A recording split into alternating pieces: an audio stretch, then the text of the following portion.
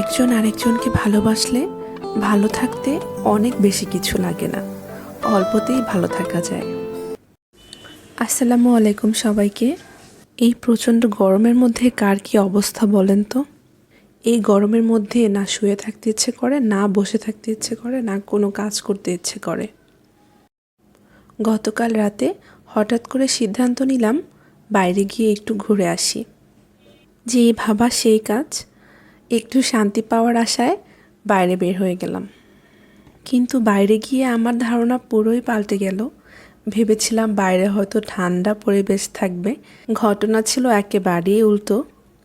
বাইরের রাস্তাঘাট আরও বেশি গরম হয়েছিল। তো কী আর করার, বাইরে যখন বের হয়ে গিয়েছি এখন কিছু তো করতে হবে। ঠিক তখনই আমার মাথায় ভূত চাপলো যে আমরা পানিপুরি খাবো।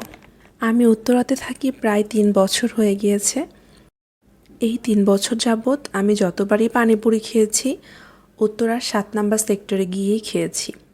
7 নাম্বার সেক্টর পার্কের আশেপাশে অনেকগুলোই ভ্যান থাকে যেখানে পানিপুরি বিক্রি করে। কিন্তু লাস্ট কয়েকবার এখানের পানিপুরির টেস্ট আমার কাছে খুবই বাজে লেগেছে। তাও কিছুই করার নেই, খেতে যখন ইচ্ছে হয়েছে এখানেই যেতে হবে। কারণ আর কোথায় কোথায় পানিপুরির ভ্যান বসে আমার শিওর জানা নেই।